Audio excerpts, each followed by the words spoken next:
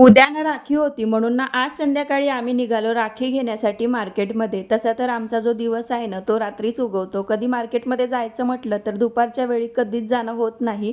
म्हणून ना जाता जाता रस्त्यावर हे पाणीपुरीचा ठेला पडतोच, म्हणून इथे थोडासा स्टॉप घेतो आम्ही नेहमीच.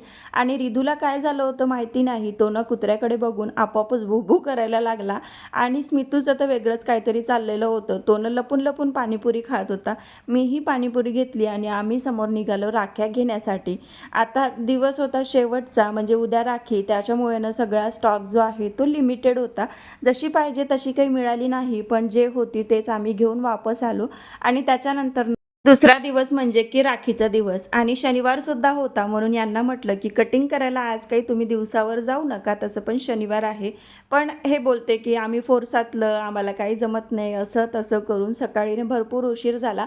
म्हणून ना मग संध्याकाळच्या वेळी मी तिघांनासुद्धा राख्या ज्या आहेत त्या बांधून घेतल्या आणि इथेच व्हिडिओ संपवला.